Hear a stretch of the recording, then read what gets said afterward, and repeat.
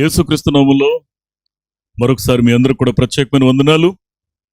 దేవుని మహాకృపను బట్టి మరొకసారి ఆయన సన్నిధిలో ప్రార్థనాపూర్వకంగా మనం కలుసుకోవడానికి ప్రభువు ఇచ్చిన ఈ మరొక గొప్ప తరుణానికై ఆయనకి ఎంతైనా మనం రుణస్థలమై ఉన్నాం. నేను చాలా సంతోషిస్తున్నాను. వాక్యం ద్వారా మనం అందరం కూడా దేవుని సమీపించగలుగుతున్నాం. వాక్యాన్ని బట్టి మనం అందరం కూడా కలుసుకోగలుగుతున్నాం. ఒకరి నిమిత్తం ఒకరం ప్రార్థించగలుగుతున్నాం. ఒకరి క్షేమం కోసం ఒకరం ప్రార్థించగలుగుతున్నాం. ఈ యొక్క ఆత్మీయ కలయిక, ఈ ఆత్మీయ బంధం ఉంది చూశారు, ఇది ఖచ్చితంగా దేవుడిచ్చిన భాగ్యమే. నేను మళ్ళీ ఈ మాట జ్ఞాపకం చేస్తున్నాను. దేవుని సన్నిధానంలో ఆశ కలిగి మనం ప్రార్థించేటప్పుడు, ఆయనను సమీపించేటప్పుడు ఆశ్చర్యకరమైన తన కృపను తన బిడల ఎడల ఆయన చూపించక మానడు.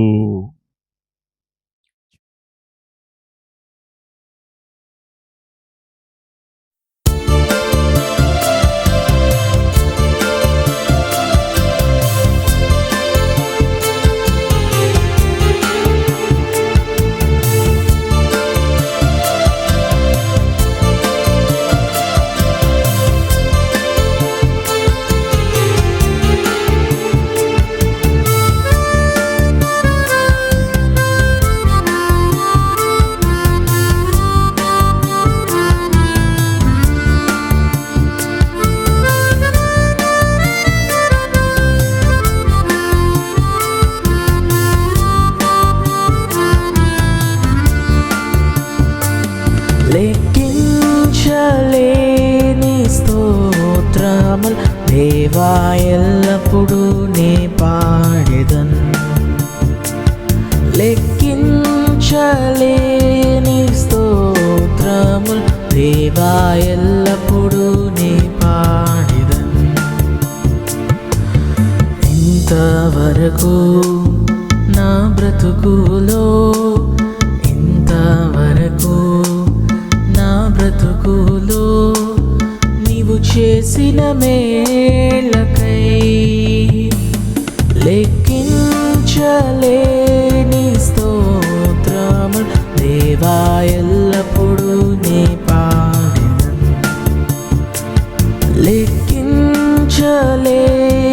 స్తోత్రములు దేవా ఎల్లప్పుడూ నే పాడెదన్.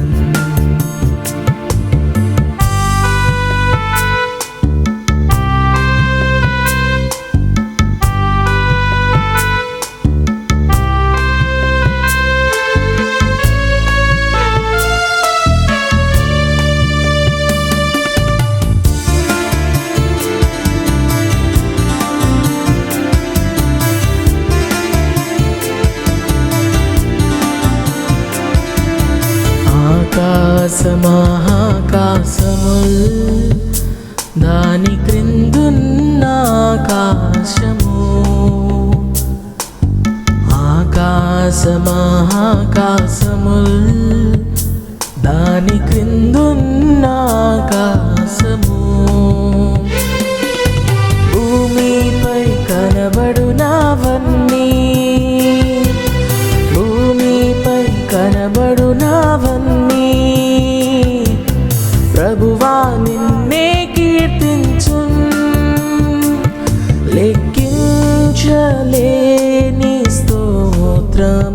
దేవా ఎల్లప్పుడూ నే పాడెదన్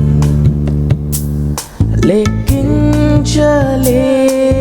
స్తోత్రములు దేవా ఎల్లప్పుడూ నే పాడెదన్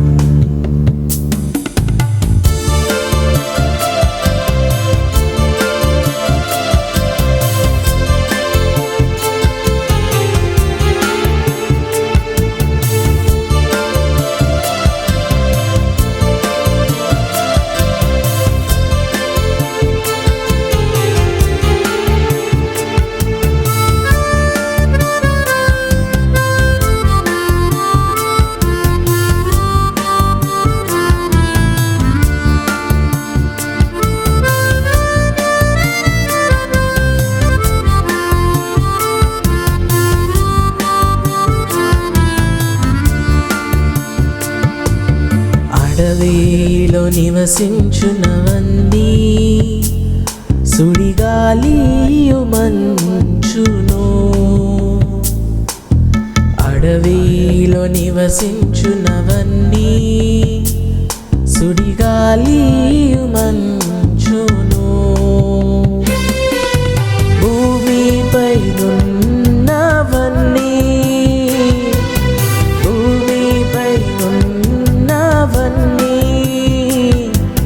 దేవా నిన్నే పొగడును లెక్కించలేని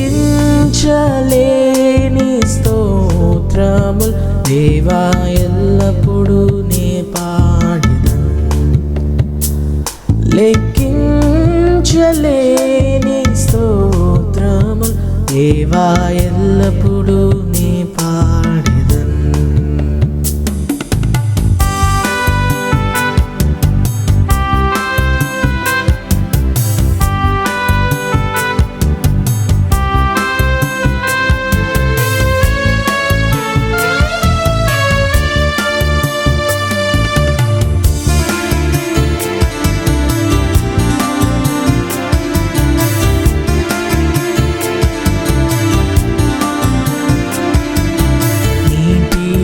నివసించు ప్రాణుల్ ఈ భువిలోన జీవరాశుల్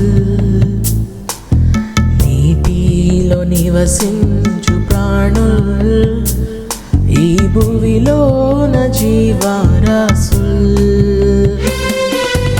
ఆకాశమున ఎగురునవన్నీ ఆకాశమున ఎగురునవన్నీ ప్రభువా నిన్నే కీర్తించున్ లెక్కించలేని స్తోత్రములు దేవా ఎల్లప్పుడూ నే పాడెదన్ లెక్కించలేని స్తోత్రములు దేవా ఎల్లప్పుడూ నే పాడెదన్ ఇంతవరకు నా బ్రతుకులో ఇంతవరకు నా బ్రతుకులో నీవు చేసిన మేలకై లెక్కించలేని స్తోత్రములు దేవా ఎల్లప్పుడూ నే పాడెదన్ లెక్కించలేని స్తోత్రములు దేవా ఎల్లప్పుడూ నే పాడెదన్ దేవా ఎల్లప్పుడూ నే పాడెదన్ దేవా ఎల్లప్పుడూ నే పాడెదన్.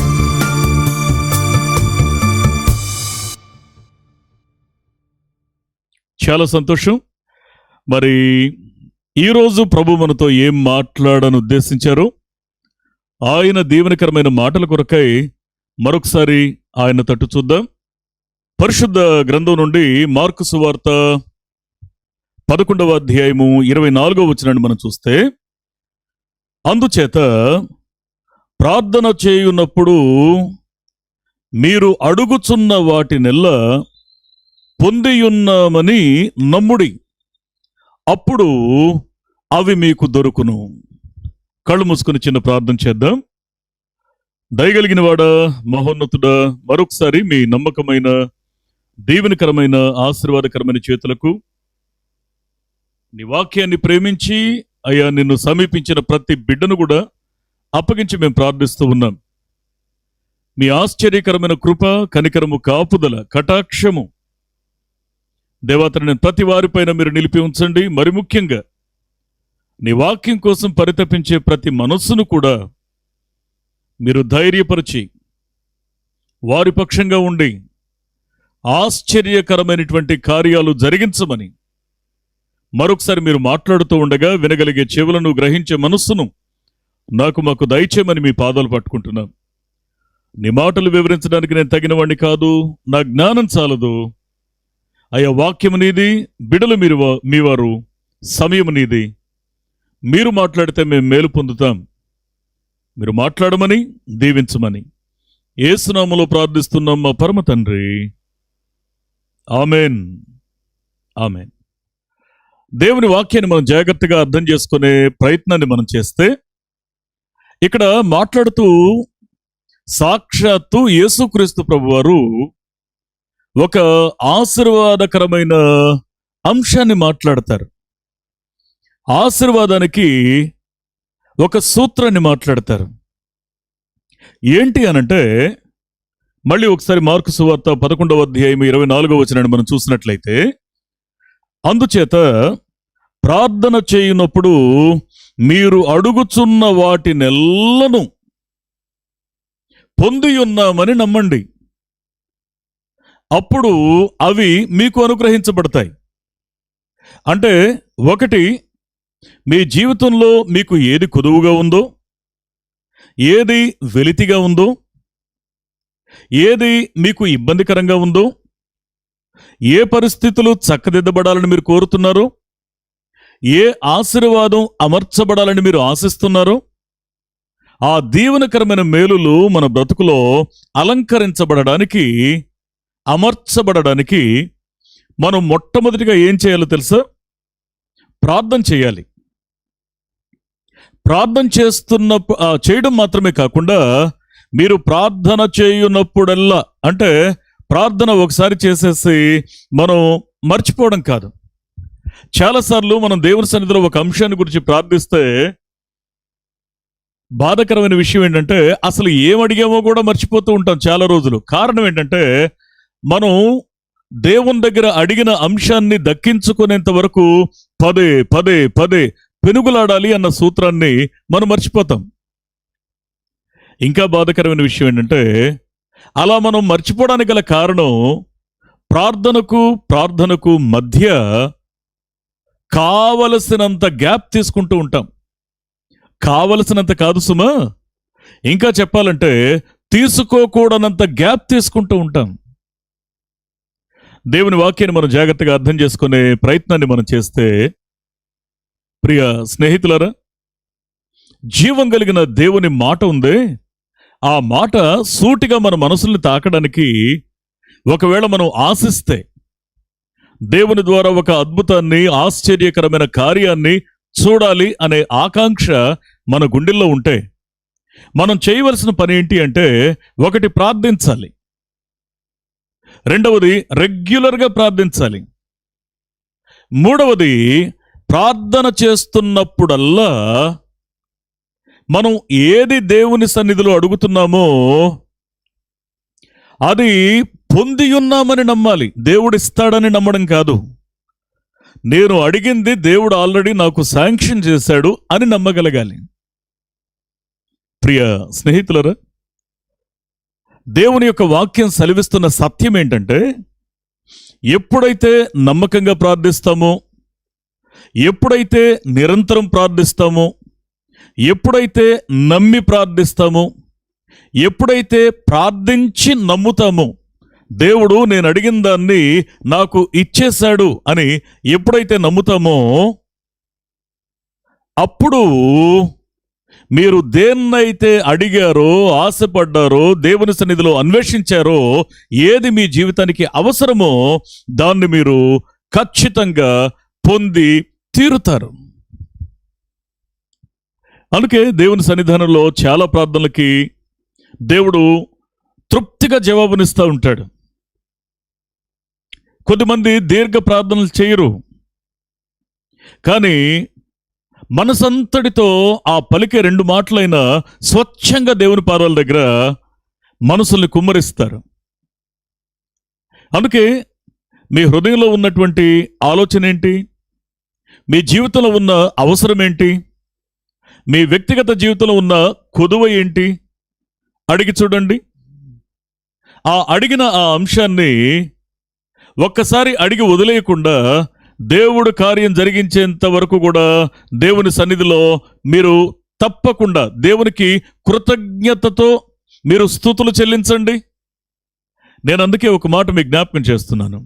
మీరు అడిగిన వాటినల్లా పొంది ఉన్నామని నమ్మండి అని ప్రభు చెప్పిన ఉద్దేశం ఏంటి అంటే, అడగడం అనే ప్రక్రియ ఒక్కసారి జరుగుతుంది.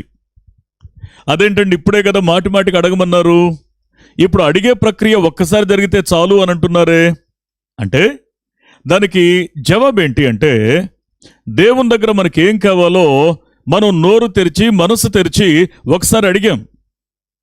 అడిగిన తర్వాత ఈ వాక్యం యొక్క, ఈ వచనం యొక్క ఆ మూల ఉద్దేశం ఏంటంటే, మీరు దేన్ని అడిగారో దానిని పొంది ఉన్నామని నమ్మండి. ఇప్పుడు ఏం చేయాలి? దేవుని సన్నిధిలో మనం ఏదైనా మేలు పొందితే మన గుండెల్లో నుండి ఉద్భవించేదేంటి? కృతజ్ఞత. ఇప్పుడు దేవుని దగ్గర ఏ మేలైతే మనం పొందామో, ఫర్ ఎగ్జాంపుల్ నేను దేవుని దగ్గర నుండి ఒక పెన్ సంపాదించాను అనుకోండి, నాకు కావాల్సింది అది, నా పెన్ గురించి నేను అడిగాను. దేవుడు నేను అడిగిన దాన్ని నాకు ఇచ్చాడు. ఇచ్చిన తర్వాత నేను దాన్ని తీసి నేను రాస్తున్నప్పుడు, నేను సంతకం చేస్తున్నప్పుడు, దాన్ని నేను వాడుతున్నప్పుడల్లా నాకేమనిపిస్తుందంటే, నిజంగా దేవుడు ఎంత కనికరం కలిగిన వాడు, నేను కోరింది నాకు ఇచ్చాడు, నేను అడిగిన దానికంటే శ్రేష్టమైంది నాకు ఇచ్చాడు అని ఆ వస్తువును చూస్తున్న ప్రతిసారి కూడా దేవుని స్తుతించకుండా మనం ఉండలేం. అందుకే ఫిలిప్పీ 4వ అధ్యాయం 6వ వచనంలో మనం ఏం చూస్తామంటే, మీరు అడిగేటప్పుడు ఇంకొక రూల్ కూడా ఫాలో కావాలి. ఏంటి అంటే, మీరు దేని విషయం కూడా చింతింపవద్దు, మీరు దేని విషయం కూడా చింతపడొద్దు, కానీ మీరు దేవుని సన్నిధిలో కృతజ్ఞతాపూర్వకంగా మీ విన్నపాలను దేవుని పాదాల దగ్గర పెట్టండి. ఇక్కడ 2 పరస్పర విరుద్ధమైన మాటలు ఏంటంటే, విన్నపం అనంటే నాకు ఏది కొదువుగా ఉందో దాన్ని అడగడం, నా కొరత తీర్చుకోవడానికి నేను నోరు తెరిచి అడగడం. కృతజ్ఞత అనేది ఎప్పుడు వస్తుంది అనంటే, నేను అడిగింది నాకు దక్కినప్పుడు, నేను అడిగిన దానికంటే సమృద్ధిగా నాకు కలిగినప్పుడు, నేను తృప్తి చెందినప్పుడు కృతజ్ఞత మనసులో వస్తుంది. అయితే ఇక్కడ పౌలు భక్తుడు ఏమని నేర్పిస్తున్నాడంటే, అయ్యా మీ జీవితంలో దేని విషయం మీరు చింతపడొద్దు. ఎందుకు చింతపడతారు? బాధ్యత తీసుకునే, ఆ అభయాన్నిచ్చే, భరోసా కలిగించే, ప్రేమ కలిగిన మహోన్నతుడున్నాడు కదూ. అందుకే మీరు దేని విషయం చింతించకండి, కానీ మీరు కృతజ్ఞతాపూర్వకముగా మీ ప్రార్థన విన్నపములను దేవునికి తెలియచేయండి. అంటే మీ విన్నపాన్ని దేవునికి ఇంకా తెలియజేయకముందే, అంటే నాకు ఏది కావాలో ఆ అంశాన్ని నా పెదవులు దాటి బయటికి రాకముందే నా గుండెల్లో నుండి ముందు తన్నుకొని ఏమొస్తుందంటే, ఏది రావాలి అంటే కృతజ్ఞత రావాలి. కృతజ్ఞత పొందకు ముందే కృతజ్ఞత. అందుకే దేవుని వాక్యాన్ని మనం జాగ్రత్తగా అర్థం చేసుకునే ఆ ప్రయత్నాన్ని మనం చేస్తే, యేసుక్రీస్తు ప్రభువారు నేర్పిస్తున్న ఈ దీవెనకరమైనటువంటి అంశం ఏంటి అంటే, ఖచ్చితంగా మీరు ప్రార్థన చేస్తున్నప్పుడు దేన్ని అడుగుతున్నారో దానిని పొంది ఉన్నామని నమ్మండి. ప్రియ స్నేహితులారా, మీ స్నేహితునిగా నేను ఒక మాట చెప్తున్నాను. మన జీవితాల్లో మనం దేని కొరకై ఎదురు చూస్తున్నామో, దేన్ని దక్కించుకోవడానికి ఆశపడుతున్నామో, ఏళ్ల తరబడి దేనికోసం కనిపెడుతున్నామో, అది మన బ్రతుకుల్లో ప్రాప్తించాలి అనంటే సాధ్యమే. ఎప్పుడు అంటే నమ్మి ప్రార్థించినప్పుడు, రెండవది ప్రార్థించి నమ్మినప్పుడు. అందుకే దేవుని సన్నిధిలో ఒక దీవెనకరమైన మాటని మీకు నేను జ్ఞాపకం చేస్తాను.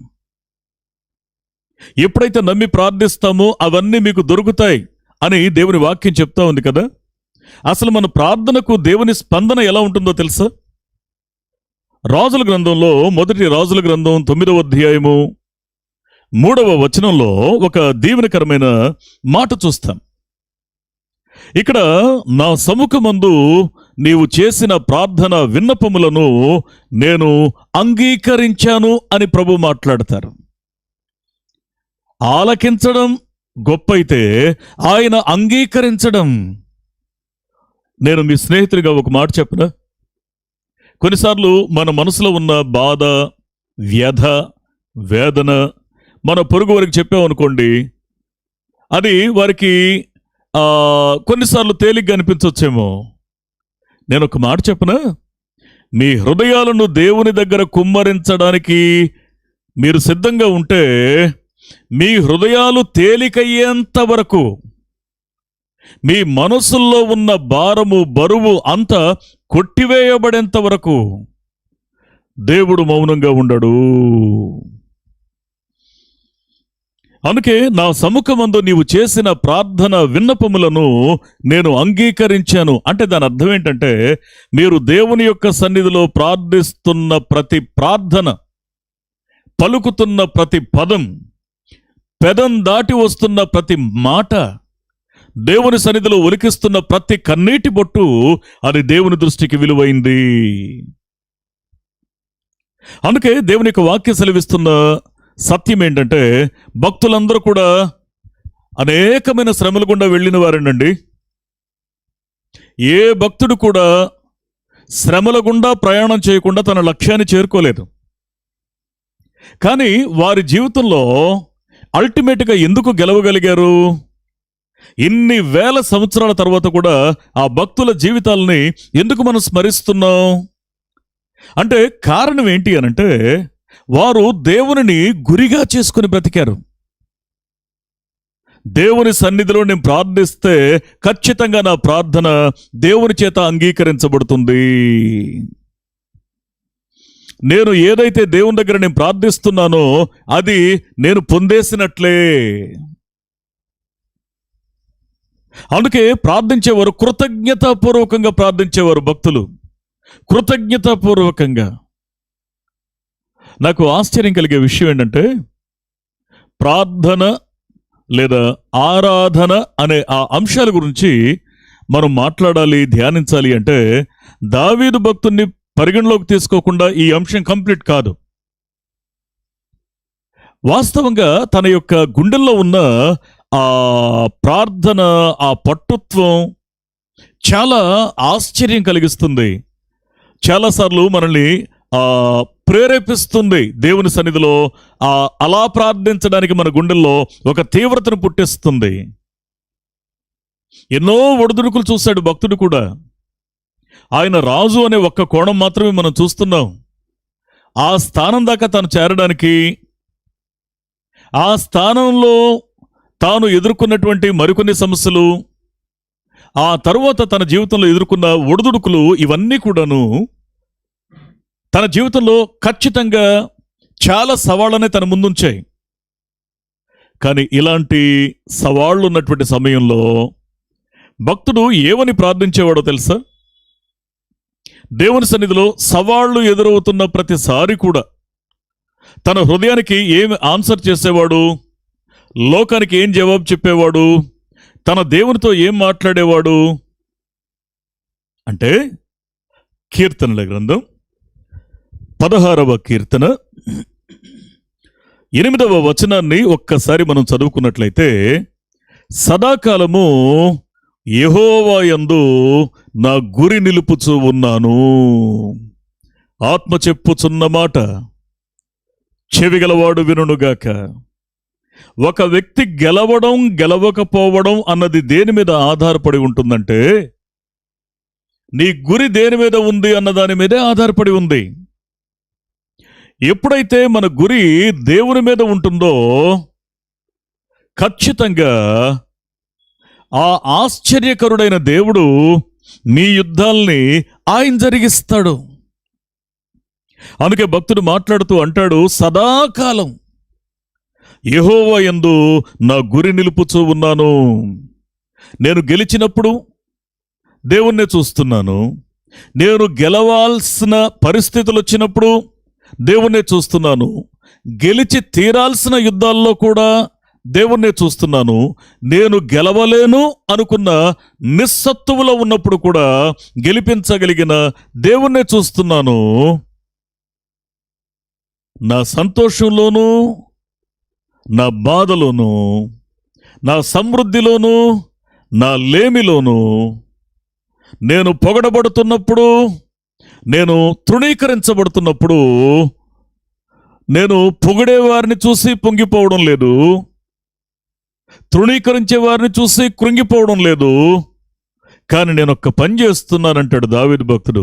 ఏంటి అంటే, సదాకాలము యెహోవా యందు నా గురి నిలుపుచూ ఉన్నాను.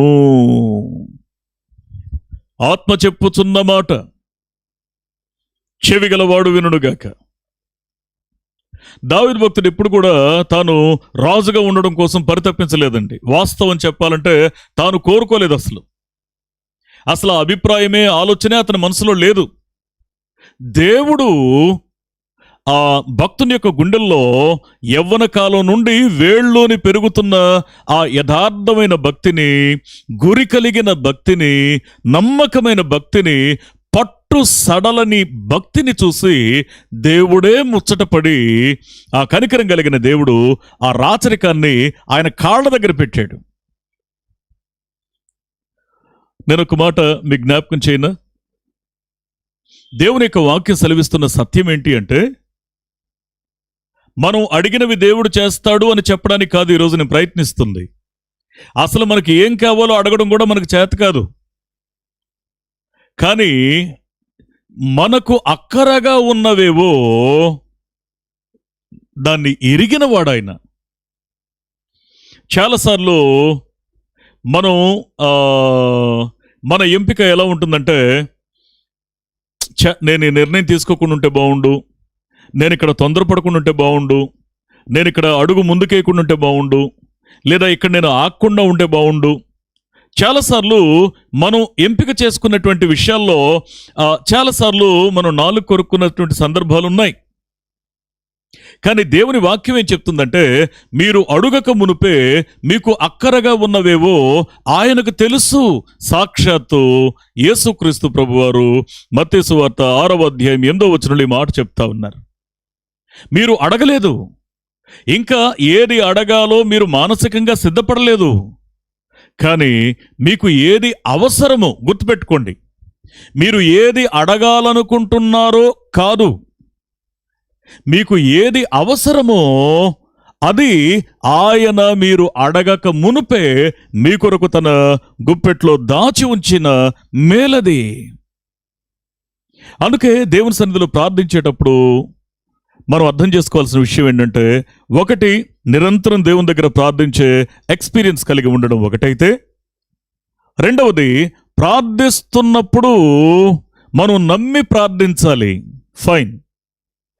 ప్రార్థించిన తరువాత మనం ఖచ్చితంగా దేవుడు నాకు అనుగ్రహిస్తాడు అనే అనుభవం నుండి దేవుడు నాకు అనుగ్రహించాడు అని, ఇంకా మనం అడిగింది మన కళ్ళకు కనబడక మునుపే మనం దేవునికి కృతజ్ఞతలు చెల్లించేవారిగా మనం ఉండాలి.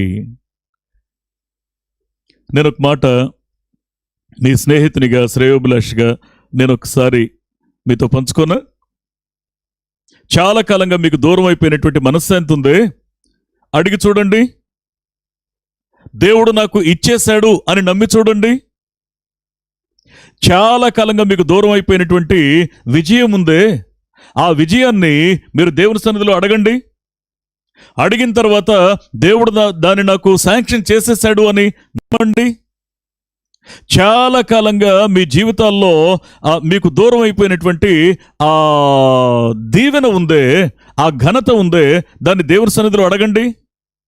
ఆశ్చర్యకరమైనటువంటి దేవుడు మీ బ్రతుకులో దానిని అనుగ్రహించాడు అని మీరు నమ్మడం ద్వారా మీరు దేన్నైతే అడిగారో, దేన్నైతే నమ్మారో, ఇవి రెండూ కూడా మీరు గమనించాలి. పక్షికి 2 రెక్కలు ఎగరడానికి ఎలా అవసరమో, అడగడం అంటే ప్రార్థన, నమ్మడం అంటే విశ్వాసము, నిరీక్షణ. దేవుని వాక్యం సెలవిస్తున్న సత్యం ఏంటి అనంటే,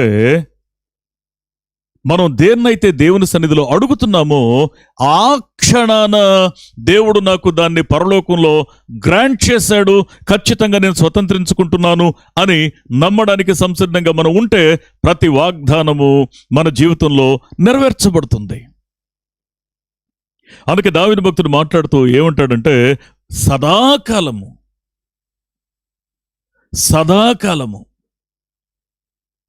100 సార్లు చెప్పినా 1000 సార్లు చెప్పినా ఈ మాట యొక్క విలువ ఏంటి అంటే, సదాకాలము, ప్రతి పరిస్థితుల్లో కూడా, సింహాసనం మీద ఉన్నప్పుడైనా, సమస్యల సుడిగుండాల్లో ఉన్నప్పుడైనా దావీదు భక్తుని యొక్క కనుచూపు దేవుని మీదే గురి కలిగి ఉంది. అందుకే తను ఏం మాట్లాడతాడంటే, సదాకాలము యెహోవా యందు నా గురి నిలుపుచూ ఉన్నాను, ఆయన నా కుడి పార్శ్వమందు ఉన్నాడు కనుక నేను కదల్చబడను. ఆత్మ చెప్పుచున్న మాట చెవిగలవాడు వినుడుగాక. కొన్నిసార్లు మనం చిన్న చిన్న సమస్యలకి ఏమనుకుంటామంటే, అమ్మో ఇప్పుడు ఏమైపోద్దో, ఇప్పుడు ఏం జరుగుతుందో, దీని తర్వాత పరిస్థితులు ఎలా ఉంటాయో, దాని తర్వాత పరిస్థితులు ఎలా ఉంటాయి. ఏం కావండి, ఏం జరగదు.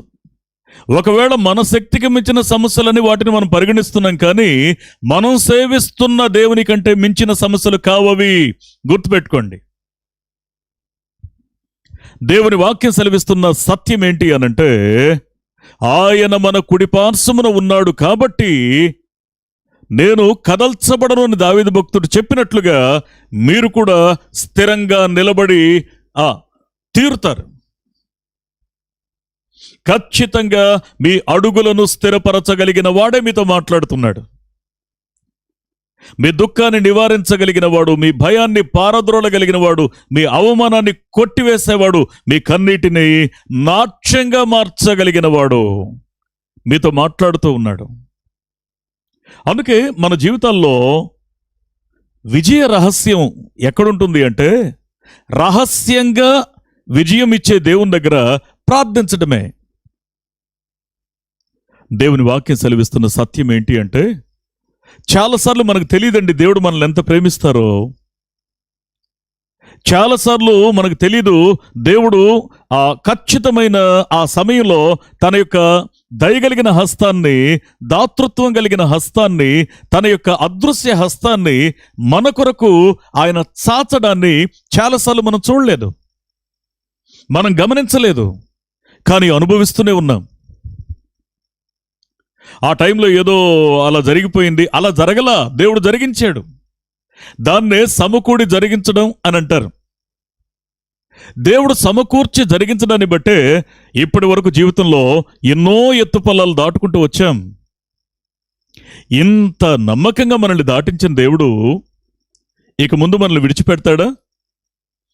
అందుకే దేవుని సన్నిధిలో విశ్వాసంలో పరిపక్వత చెందుతున్న మనసులు ఏమని నమ్మాలి అనంటే, ఖచ్చితంగా నేను ఏదైతే నా మనసు తెరిచి నేను దేవుని సన్నిధిలో నేను ప్రార్థిస్తున్నానో, అలా ప్రార్థిస్తున్న ప్రతి అంశాన్ని కూడా నేను పొంది ఉన్నానని నమ్మాలి. అప్పుడు మీరేదైతే అడిగారో అది మీ వశం అవుతుంది.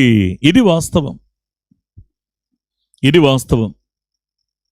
అందుకే పరిశుద్ధ గ్రంథాన్ని మనం జాగ్రత్తగా అర్థం చేసుకునే ప్రయత్నాన్ని మనం చేస్తే, ఇక్కడ కీర్తనకారుడు ఒక దీవెనకరమైన మాట మన కళ్ళ ముందు ఉంచుతారు. అదే కీర్తనల గ్రంథంలో దేవుని ఆశీర్వాదకరమైనటువంటి మేలు, దీవెన మనం కలిగి ఉండాలి అనంటే మనం చేయవలసిన పని ఏంటో తెలుసా? కీర్తనల గ్రంథం 145 కీర్తన 18వ వచనాన్ని మనం చూస్తే, తనకు మొర్రపెట్టు వారికందరికీ అని మళ్ళీ ఒకవేళ ఈ ఒక్క సెంటెన్సే వాడితే మిగతా వాళ్ళు సరిగా అర్థం చేసుకోలేరేమో అని దేవుడు ఏం చేస్తాడంటే, తనకు మొర్రపెట్టు వారికందరికీ అన్న తర్వాత అలా కాదు, మళ్ళీ ముందుకు వద్దామని తనకు నిజముగా మొర్రపెట్టు వారికందరికీ అనే మాటని అక్కడ ఎంఫసైజ్ చేస్తారు, నొక్కి మాట్లాడతాడు. తనకు నిజముగా మొర్రపెట్టు వారికి ఆయన సమీపంగా ఉన్నాడు. ఆయన సమీపంగా ఉన్నాడు. మన చిన్నతనంలో మీకు గుర్తుందా, ఎప్పుడైనా మనం ఆడుకోవడానికి ఫ్రెండ్స్తో పాటు, ఇప్పుడు లేవు పాపం పిల్లలకి అంత చక్కగా ఆడుకునే అవకాశాలు లేవండి. మనం స్కూల్ నుంచి రాగానే లేదా స్కూల్లో ఉన్నప్పుడు ఏదన్నా మరి ఫ్రెండ్స్తో గొడవలు వస్తే కొన్నిసార్లు అలిగిన సందర్భాలు, తిట్టుకున్న సందర్భాలు, కొట్టుకున్న సందర్భాలు కూడా ఉంటాయి. మనం చివరికి చెప్పే మాట ఏంటంటే, ఉండు మా నాన్నకు చెప్తా నాగు అంటాం మనం కదండి.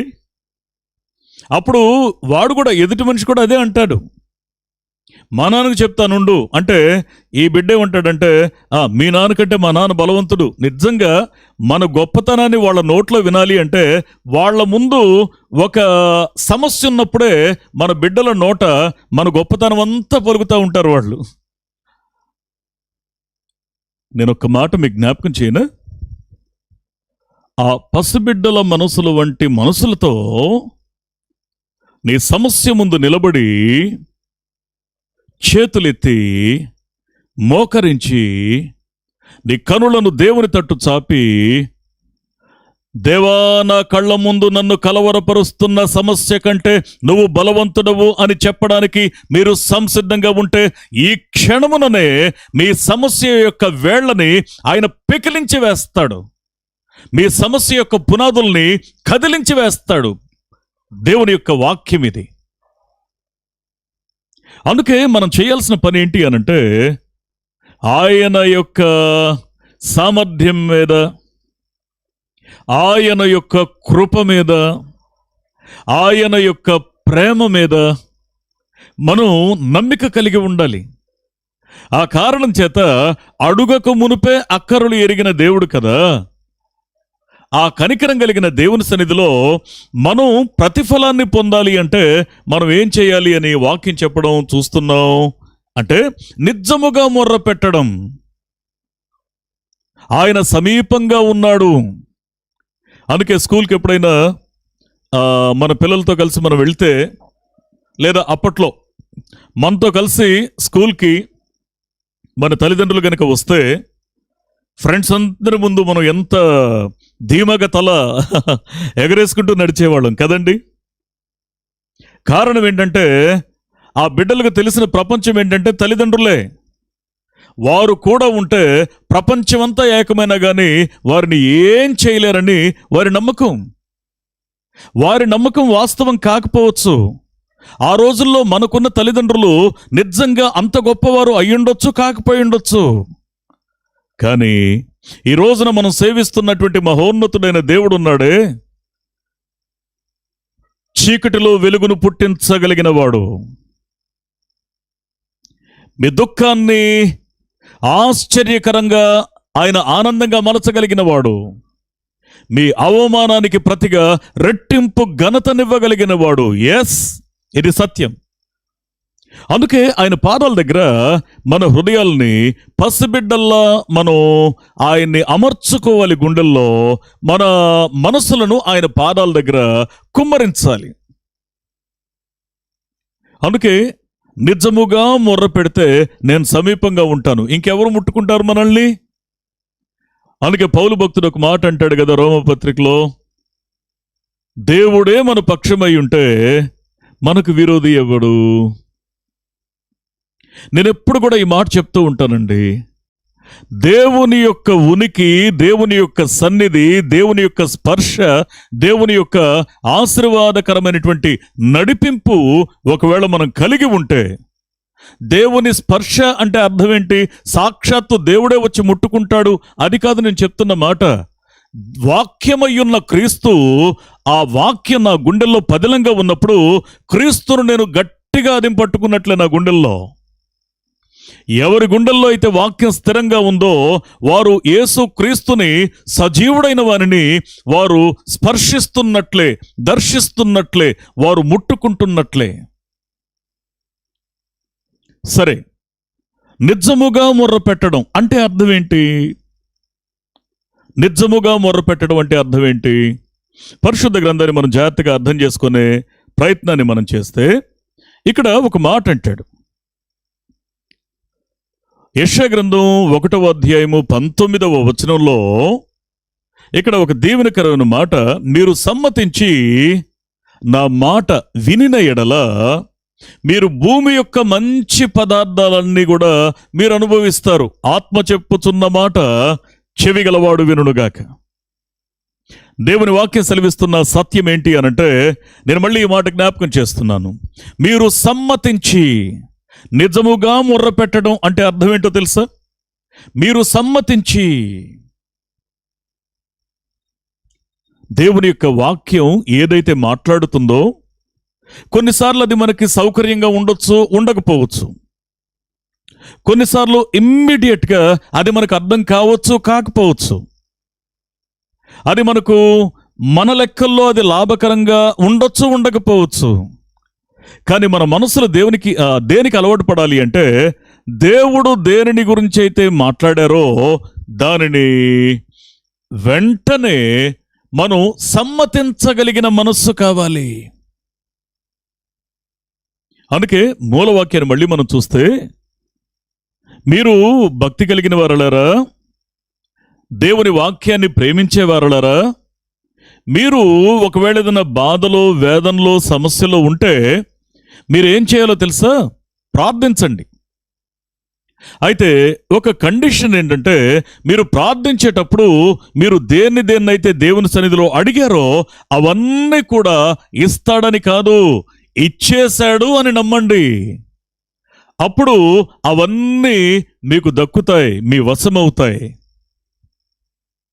ప్రియ స్నేహితులారా, అందుకే దేవుని యొక్క వాక్యంలో నుండి ఒక్కొక్క మాటను మనం చూస్తూ వస్తే, మీరు నిజంగా ప్రార్థించాలి అంటే నిజంగా ప్రార్థించడం, దానికి ముందు గురి కలిగి ప్రార్థించాలి. గురి కలిగి ప్రార్థించడం, దాని తర్వాత మాట్లాడిన మాట సమ్మతించి ప్రార్థించడం. దేవుని సన్నిధిలో మన విశ్వాస జీవితము యొక్క వైభవం అంతా ఎక్కడుంది అంటే, దేవుని మాటకు సరే ప్రభువా, చిత్తం ప్రభువా. మీరు బైబిల్లో పాత నిబంధన గ్రంథం అంతా చదవండి. ఎక్కువసార్లు దేవుడు తన భక్తుల్ని దర్శించేటప్పుడు, ఆయన పేరు పెట్టి పిలిచేటప్పుడు భక్తులు ఏంటి ప్రభువా అని ఎవరు అనలా. ఏమన్నారంటే, చిత్తం ప్రభువా, నువ్వేం చెప్పబోతున్నావు నాకు తెలియదు, నువ్వేం మాట్లాడబోతున్నావు నాకు తెలియదు, నువ్వు ఏది శాసించబోతున్నావు నాకు తెలియదు, నువ్వు ఏది చెప్పినప్పటికీ చిత్తం, సరెండర్. కారణం ఏంటంటే, భక్తులు ఒక సత్యాన్ని గమనించారు. ఏంటి గమనించింది అంటే, ఏ అంశమైతే దేవునికి అనువుగా మనం స్పందిస్తామో ఖచ్చితంగా దాని యొక్క పర్యవసానం వెలకట్టలేని ఆశీర్వాదాన్ని మనకు దక్కిస్తుంది. కొన్నిసార్లు మనం తెలుసో తెలియకో మనం కొన్ని అడుగులు ముందుకు వేసుకుంటూ వెళ్ళి మళ్ళీ మన తప్పును తెలుసుకుని దేవుని పాదాలు పట్టుకొని ఆయన మాటకు లోబడ్డం ద్వారా నా జీవితాన్ని చక్కదిద్దేది ఆయనే కదా, నా జీవితంలో ఉన్న ఒడిదుడుకుల్ని సరిచేసేది ఆయనే కదా, నా దుఃఖాన్ని నివారించగలిగేది ఆయనే కదా. అలాంటప్పుడు మన జీవితంలో విశ్వాస జీవితానికి ఆయుపట్టు ఏంటి అంటే సమ్మతించడం. అంతే. నువ్వేం చెప్తున్నావో దాన్ని వినడానికి, అంగీకరించడానికి, ఆచరించడానికి నేను సంసిద్ధంగా ఉన్నాను దేవా. సమ్మతించి ప్రార్థించాలి. సమ్మతిస్తే భూమి మీద మంచి పదార్థాలని అనుభవిస్తాం. ఇన్ ద సెన్స్, మీరు దీవెనకరంగా ఉండడం మాత్రమే కాదు, మీ పిల్లల పిల్లల పిల్లల తరానికి ఆశీర్వాదాన్ని పంచిన వ్యక్తులుగా ఉంటారు. అంటే సార్థక జీవితాన్ని కలుగుంటారు. అంటే ఇక్కడ గురి కలిగి ప్రార్థించడం అంటే, లేదా నిజంగా ప్రార్థించడం అంటే, లేదా దేవుని యొక్క ప్రతి మాటకి సమ్మతించి అనుసరించడం అంటే ఈ అనుభవాలు ఎలా ఉంటాయి? సరే, దేవుడు చెప్పిన ఈ అనుభవాల్లో నడిస్తే ఖచ్చితంగా ఆయన దీవిస్తాడు. భూమి మీద ఆశీర్వాదకరమైన ఆ వైభవాన్ని, ఆశీర్వాదాన్ని, దీవెనను, నెమ్మదిని ఆయన మనకిస్తాడు. కోర్స్ ఇవన్నీ చిన్న చిన్నవే. వీటన్నిటిని మించి నిత్యత్వంలో స్థానాన్ని మనకిస్తాడు. సరే, ఇంతకీ ఆయన సన్నిధిలో యథార్థంగా ప్రార్థించడం, నిజంగా ప్రార్థించడం అంటే అర్థం ఏంటి?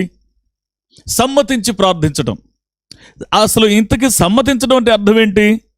ఆయన ఏం చెప్పాడో ఆ ప్రకారంగా నా జీవితాన్ని, మన జీవితాన్ని అమర్చుకోవడం. ఆయన మనకింతకీ ఏం చెప్పాడు? మనం ఎలా నడుచుకుంటే ఆయన ఆశీర్వాదాల్ని, వాగ్దానాలని మనం ఖచ్చితంగా స్వతంత్రించుకోగలుగుతాం?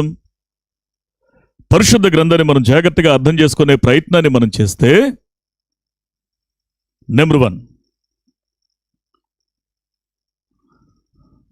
మొదటి యోహాను పత్రిక, దేవుని దగ్గర ప్రార్థించేటప్పుడు మన జీవితంలో ఉండాల్సినటువంటి ఆ ఒక్కొక్క మెట్టు, దేవుని ఆశీర్వాదాన్ని అందుకోవడానికి ఎక్కే నిచ్చెన, మొదటి మెట్టు ఏంటి అనంటే, మొదటి యోహాను పత్రిక 1వ అధ్యాయము 8వ వచనం, నా ప్రార్థనలో తొలి మెట్టు ఇదై ఉండాలి. ఇక్కడ వాడిన ఆ పదం ఏంటంటే, మనల్ని మనం పరీక్షించుకొని ప్రార్థించాలి. మనల్ని మనం పరీక్షించుకొని ప్రార్థించాలి.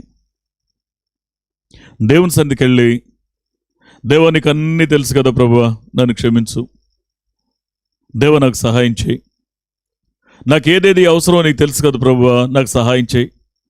నేను వేదంతో, బాధతో ఒక మాట చెప్పనండి. ఈ రోజుల్లో మనకు అన్నిటికీ సమయం ఉంటుంది, కానీ దేవుని సన్నిధిలో ఒక నిబ్బరం కలిగిన మనసుతో, నిలకడ కలిగిన మనసుతో, పెనుగులాడి ప్రార్థించే మనసుతో దేవుని సన్నిధిలో గడిపే ఆ సమయం దొరకడం లేదండి. అసలు దేవుని దగ్గర మనం ప్రార్థన ప్రారంభించడానికి ముందే ఏం జరగాలి అనంటే, మనల్ని మనం పరీక్షించుకోవాలి. మనలను మనం పరిశీలన చేసుకోవాలి. దేవుని వాక్యపు వెలుగులో నేను ఎలా ఉన్నాను అని నిరంతరం పరీక్షించుకోవాలి. కారణం ఏంటంటే, చాలామంది అనుకుంటారు, నేను భక్తి జీవితంలో చాలా కాలంగా ఉన్నాను కాబట్టి నాకంత అవసరం లేదేమో అని కొద్దిమంది అనుకుంటారు. నిజంగా వాక్యం తెలిసిన వారు అలా అనుకోరు. కానీ దావీదు భక్తుడంతటి వాడు దేవుని దగ్గరకు వచ్చి ఏమని అర్థిస్తాడు అంటే, ఏమని ప్రార్థిస్తాడు అంటే, దేవా నీకు ఆయాసకరంగా ఒకవేళ నాలో ఏమన్నా ఉందేమో ఒకసారి చూడు,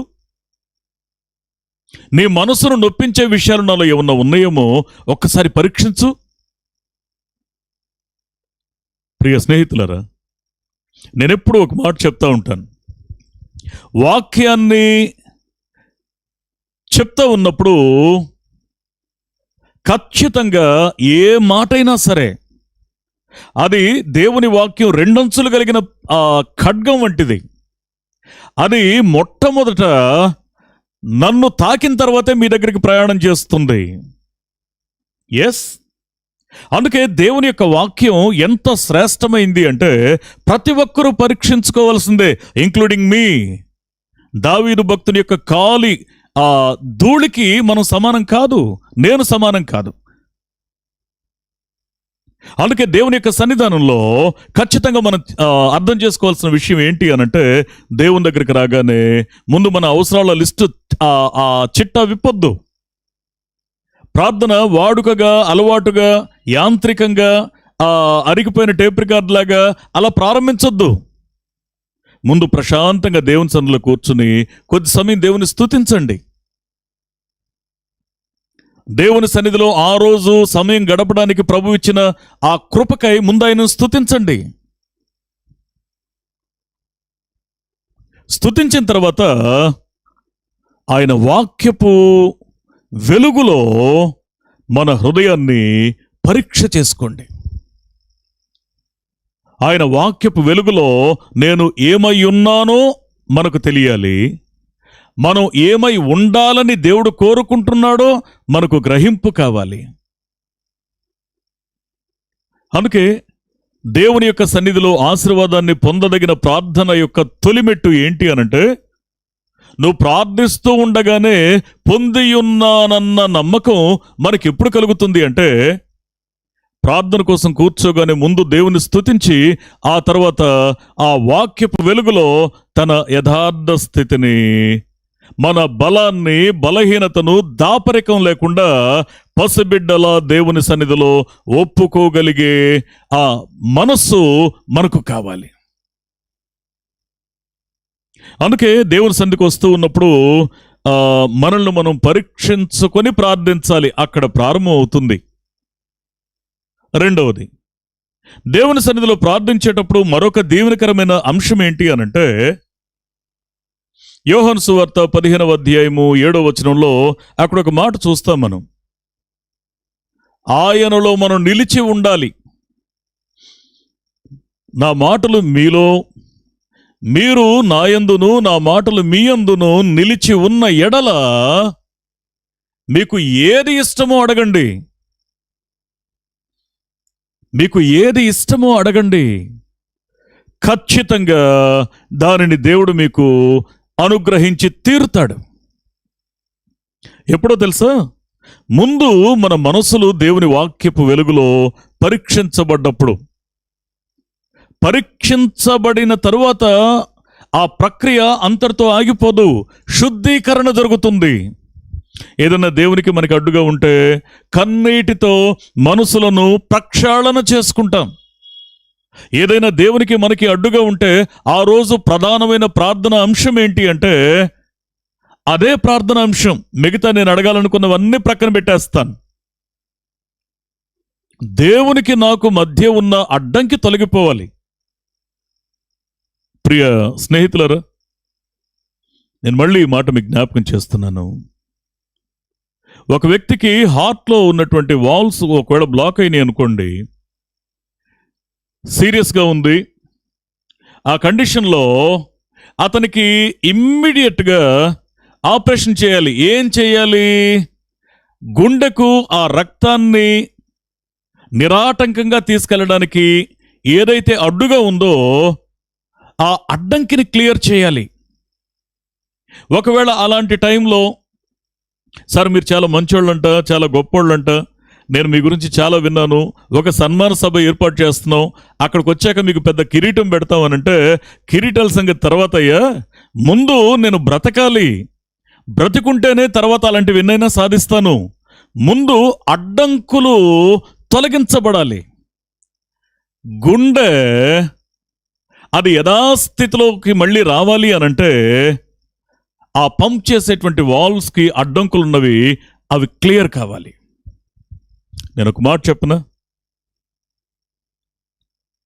బ్రతికించగలిగిన దేవుడు, బ్రతికించుచున్న దేవుడు మనకేదన్నా బయలుపరిస్తే కొన్నిసార్లు దేవుని దగ్గర సరిచేసుకోవడానికి కూడా టైం స్పేర్ చేయలేకపోతున్నారండి.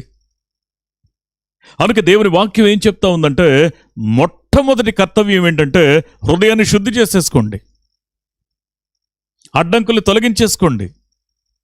రెండవది, అది క్లియర్ అయిన తర్వాత ఎంతవరకు దేవుని వాక్యం నా గుండెలో నిలవై ఉంది, ఎంతవరకు నేను దేవునిలో నిలకడగా ఉండగలుగుతున్నాను. దేవుని వాక్యం మన గుండెల్లో ఉండడం ముఖ్యమే, దేవుని వాక్యం చేత మనం నడిపించబడడం ముఖ్యమే. దేవుని వాక్యం గుండెల్లో దాచుకున్నవాడు ఎలా బ్రతకాలో దానికి అనువైన జీవితం కూడా మన జీవితంలో జీవించి తీరడం అవసరమే. పరిశుద్ధ గ్రంథాన్ని మనం జాగ్రత్తగా అర్థం చేసుకునే ప్రయత్నాన్ని మనం చేస్తే,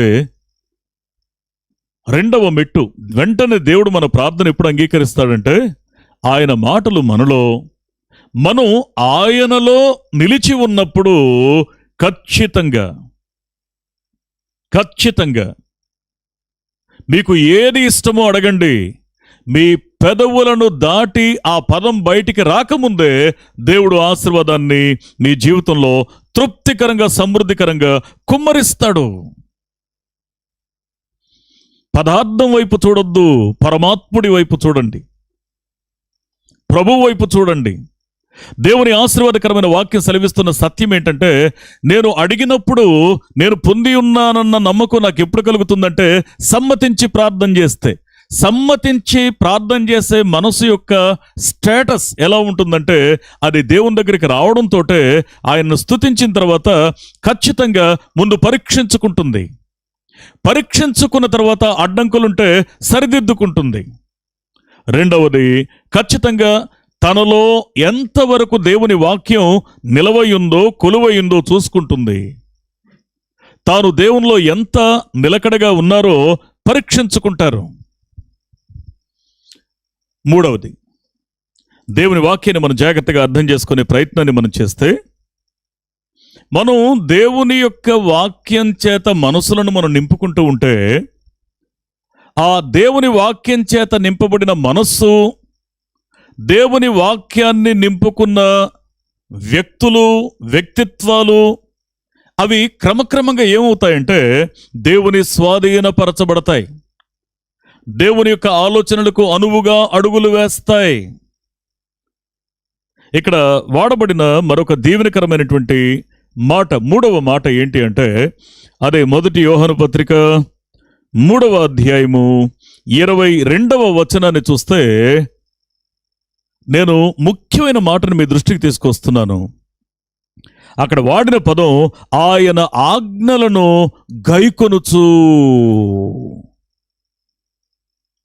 ఆయనకిష్టమైనవి మనం చేయగలిగినప్పుడు, ఎప్పుడు మన ప్రార్థన దేవుని యొక్క సన్నిధిలో ఇమ్మీడియట్గా అంగీకరించబడుతుంది అనంటే, మనం ఆయన ఇష్టాన్ని గ్రహించి ఆయనకి ఇష్టమైన వారిగా బ్రతుకుతూ ఆయన ఆజ్ఞల్ని అనుసరించే వారిగా ఉండి మనం ఎప్పుడైతే ప్రార్థిస్తామో, ఏదైతే ప్రార్థిస్తామో అవి ఖచ్చితంగా దేవుడు ఆ మొదటి ప్రాధాన్యతల్లో మన ప్రార్థనకు జవాబునిచ్చేస్తాడు.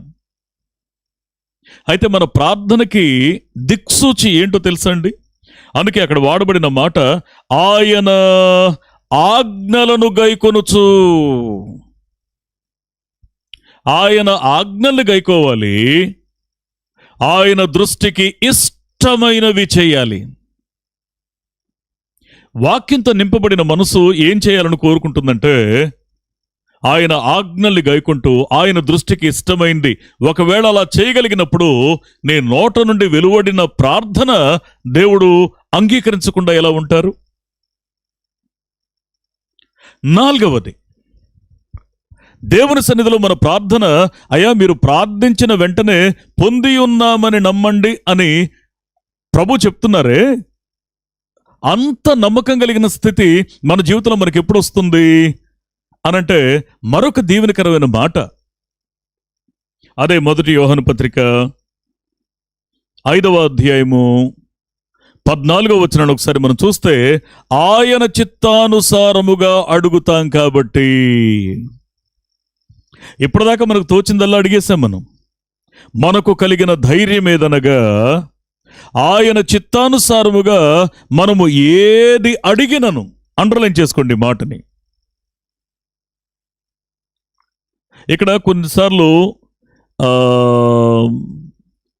కొద్దిమంది యవనస్తులతో మాట్లాడేటప్పుడు, యూత్ రిట్రీట్స్లో, కొన్ని సెమినార్స్లో మాట్లాడేటప్పుడు కొద్దిమంది ఏం చేస్తారంటే చమత్కారంగా అడుగుతారు, ఏమంటే అట్లాంటప్పుడు ఏదైనా అడగొచ్చా? మేము దేవుణ్ణి ఏదైనా అడిగేయచ్చా?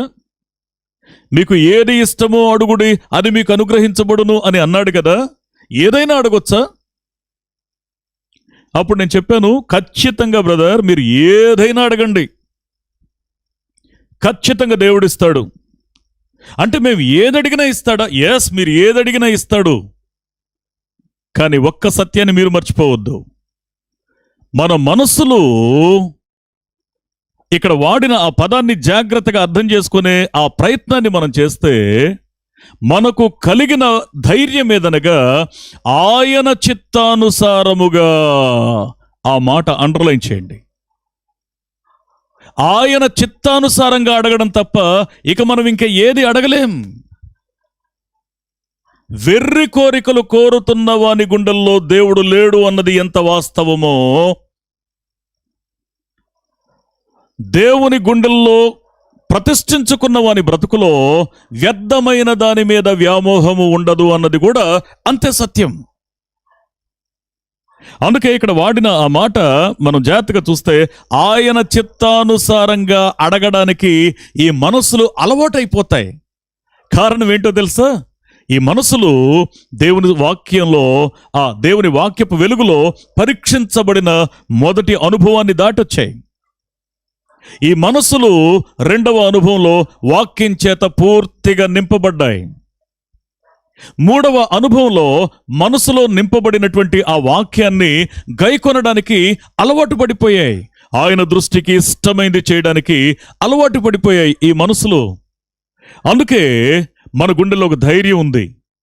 ఏంటి అంటే, ఆయన చిత్తానుసారంగా ఏది అడిగినా ఆయన వలన మనకు అది దొరికి తీరుతుంది.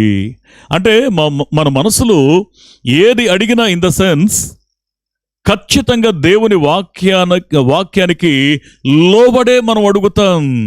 క్రమపరచబడిన జీవితాలు. ప్రియ స్నేహితులరా, నేను మళ్ళీ ఈ విషయాన్ని మీకు జ్ఞాపకం చేస్తున్నాను.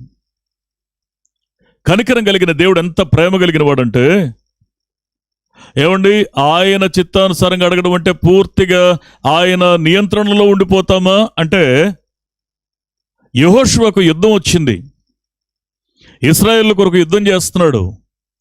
చేస్తూ ఉంటే సూర్యుణ్ణి చంద్రుణ్ణి శాసించాడు. కనీసం దేవుని దగ్గర పర్మిషన్ కూడా అడగల. దేవా, అవి ఆగిపోవాలి, అవి ఆగితేనే నేను యుద్ధంలో గెలవగలను. ఓకే, ఆపేస్తాను. ఆపేశాడు.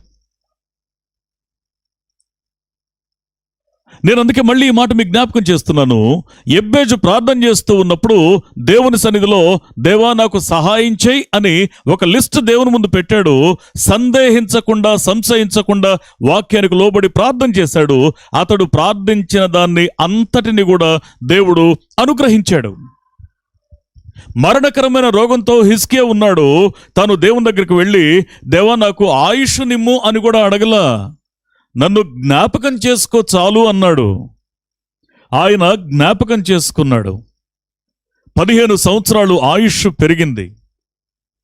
తప్పో ఒప్పో చేసినటువంటి మనష్షే చెరసాలలో ఉన్నప్పుడు దేవుని పాదాల దగ్గరకు వచ్చి తనను తాను తగ్గించుకున్నాడు.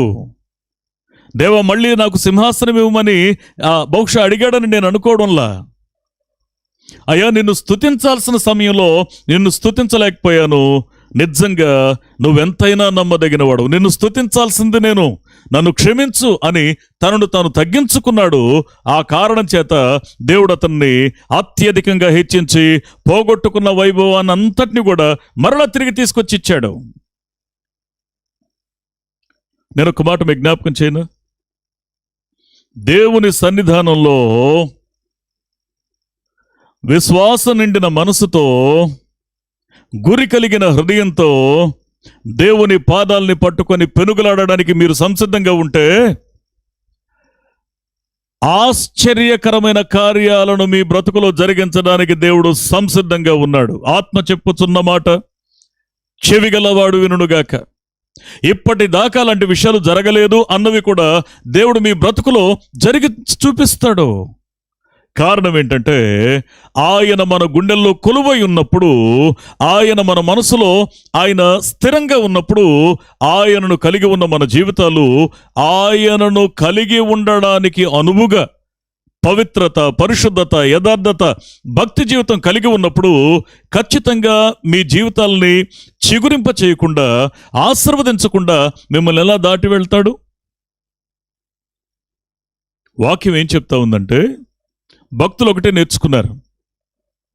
ఇప్పుడున్నటువంటి సంతోషమైన, ఇప్పుడున్న దుఃఖమైన, భయమైన ఇవేవి కూడా పర్మనెంట్ కాదు. అయితే ఒకటి మాత్రం సత్యం, దేవుడు తగిన సమయం ముందు హెచ్చించేవాడు.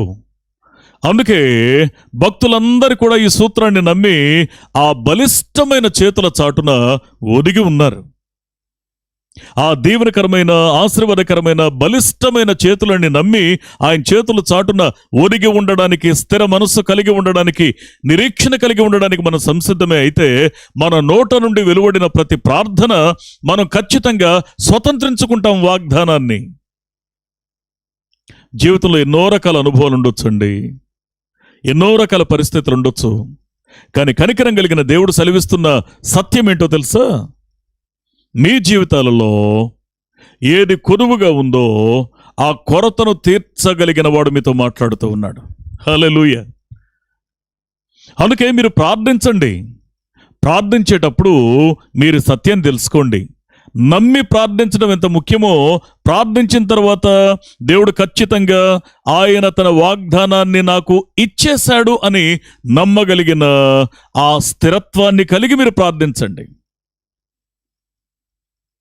ప్రియ స్నేహితులారా, దేవుని సముఖమందు చేసే ప్రార్థనకు ఖచ్చితంగా ఆయన జవాబు ఇస్తాడని నమ్మి ప్రార్థించండి. దేవుని సన్నిధానంలో నేను మళ్ళీ ఈ మాట జ్ఞాపకం చేస్తున్నాను. ఆయన మీద గురి కలిగి ప్రార్థించండి. ఆయన మీ కుడి పక్షాన ఉన్నాడు, మీ కుడి పార్శ్వమందు ఉన్నాడు, మీ కుడి ప్రక్కన ఉన్నాడు. మీరు ఏ పరిస్థితుల చేత కూడా కదల్చబడరు. మీరు స్థిరంగా ఉంటారు, మీరు ఫలించి తీరుతారు. సమ్మతి కలిగిన మనస్సు మన హృదయంలో అమర్చుకొని ప్రార్థించండి. దేవుని ఉద్దేశానికి అనువుగా జీవించే జీవితాలు వాక్యపు వెలుగులో పరీక్షించుకునేవి, వాక్యము చేత మనసులు నింపబడేవి, మనసులో నింపబడిన వాక్యాన్ని గైకొనే అనుభవాన్ని కలిగేవి, ఆయన దృష్టికి ఇష్టమైనవి చేసే అలవాటును కలిగి ఉన్నవి, ఆయన చిత్తానుసారముగా ఆయన సన్నిధిలో మన హృదయాన్ని తెరిచి ప్రార్థన చేయడం అనే ఆ అలవాటుకు మచ్చిక చేయబడిన మనస్సులు. అందుకే దేవుని వాక్యం సెలవిస్తున్న సత్యం ఏంటి అనంటే, నేను మళ్ళీ ఈ విషయాన్ని మీకు జ్ఞాపకం చేస్తున్నాను. మీరు దేవుని సన్నిధిలో ప్రార్థించేటప్పుడు నేను ఎప్పుడు ఒక మాట జ్ఞాపకం చేస్తూ ఉంటాను. 2వ దినవృత్తాంతాల గ్రంథం 15వ అధ్యాయం 7వ వచనంలో, మీరు దేని విషయం కూడా మీ మనసులను ఆందోళనకు, కలవరానికి గురి చేయకుండా మీరు ఒక పని చేయండి. మీరు బలహీనులు కాకుండా ధైర్యం తెచ్చుకోండి, మీ కార్యం సఫలమవుతుంది. ఆత్మ చెప్పుచున్న మాట చెవిగలవాడు వినుగాక. మీరు బలహీనులు కాక ధైర్యము వహించుడి, మీ కార్యము సఫలమగునని దేవుడు ప్రమాణం చేస్తా ఉన్నాడు. నీ గుండెలో ఉన్న ఆ ప్రార్థన అంశం ఏంటి? మీ మనసులను వేధిస్తున్న సమస్య ఏంటి? మాటి మాటికి మిమ్మల్ని విసిగిస్తున్న అంశం ఏంటి? నిర్నిమిత్తంగా మీ మనసులకు గాయం కలిగిస్తున్నటువంటి ఆ సమస్యలేంటి? ఆ సమస్యల్ని దేవుని పాదాల దగ్గరికి తీసుకురండి. కనికరం కలిగిన దేవుడు మీ ప్రార్థనకు జవాబు ఇస్తున్నాడు, ఆయన జవాబును ఇచ్చేశాడని ఆ నమ్మకం కలిగిన ఆ మనసుతో దేవుని సన్నిధిలో ప్రార్థించి ఆమెన్ అని చెప్పగలిగే ఆ ధైర్యం కలిగి ఉండండి. మీరు బలహీనులు కావద్దు, మీ ప్రార్థన బలహీనపడనివద్దు, దేవుని వాక్యంతో ఉన్న బంధాన్ని తగ్గనివద్దు, దేవునితో ఉన్న స్నేహాన్ని తగ్గనివద్దు. ధైర్యం వహించండి. ఏళ్ల తరబడి ఏ కార్యం కొరకైతే మీరు ఎదురు చూస్తున్నారో ఆయన మీ కార్యమును సఫలము చేయును. నమ్ముదాం, విశ్వసిద్దాం. ఆశ్చర్యకరమైన దేవుని కార్యాన్ని మనం స్వతంత్రించుకుందాం. రండి, ఏకీభవించి మనం ప్రార్థించి, మనం ప్రార్థించిన అంశాన్ని దేవుడు మనకు అనుగ్రహించాడు అని విశ్వసించి అడిగిన వాటినెల్లా మనం దక్కించుకుని ఆశీర్వాదపు ప్రవాహాన్ని మన కుటుంబానికి అందిద్దాం. ప్రార్థన చేసుకుందాం. దయగలిగిన వాడా, మహోన్నతుడా, మరొకసారి మీ సన్నిధిలో మా హృదయం తెరిచి మేము ప్రార్థిస్తూ ఉన్నాం. మీ నమ్మకమైన దీవెనకరమైన చేతులకు మమ్మల్ని అప్పగించుకుంటూ ఉన్నాం. మా ప్రభు, నీ వాక్యం ద్వారా మీరు నాతోనూ మాతోనూ మాట్లాడిన ప్రతి అమూల్యమైన మాటకై మీకు స్తోత్రాలు. మీ దయగలిగిన చేతుల చాటున మమ్మను దాచి ఉంచి మీ భద్రతనిచ్చి, దేవా, మేము ప్రార్థించడానికి మా మనసులు ప్రేరేపించబడేలా అయ్యా మరొకసారి మా మనసులను మీరు పురిగొల్పినందుకు నీకు స్తోత్రాలు. మేము ప్రార్థించుచున్నప్పుడు మేము ఎలా ప్రార్థించాలో, ఏమని ప్రార్థించాలో, ప్రార్థించిన తరువాత ఏమని మేము గ్రహించాలో మీరు మాకు తెలియచేశారు. మీకు స్తోత్రాలు. మీరు అడుగుచున్న వాటినెల్లా పొందియున్నామని నమ్ముడి అని మీరు చెప్పారు. అప్పుడు అవన్నీ మీకు దొరుకుతాయి, మీకు ప్రాప్తిస్తాయి అని మీరు ప్రమాణం చేశారు. అడిగిన వాటికంటే, ఊహించిన వాటికంటే అత్యధికమైన మేలు చేయువాడా, మీకు స్తోత్రాలు చెల్లిస్తూ, నీ వాక్యాన్ని వింటున్న సమయంలో నీ బిడ్డలు మా ప్రభువా ఏ ఏ అంశాలను నీ పాదాల దగ్గరికి తెస్తున్నారో, ఏ ఏ అంశాలను నీ దగ్గర అర్థిస్తున్నారో, ప్రార్థిస్తున్నారో, అట్టి వారి ప్రతి మనవి కూడా నీ చేత అంగీకరించబడునుగాక.